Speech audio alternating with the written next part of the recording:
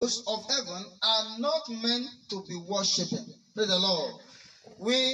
Human being does not have to praising, worshipping, or bow down to the hosts of heaven because they are our fellow servant.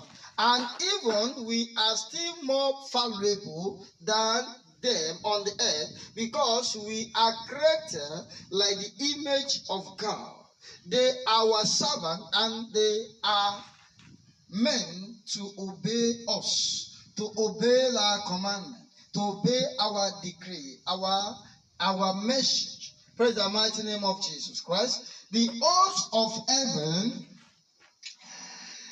they are supposed to deliver message to us. They're supposed to answerable to men.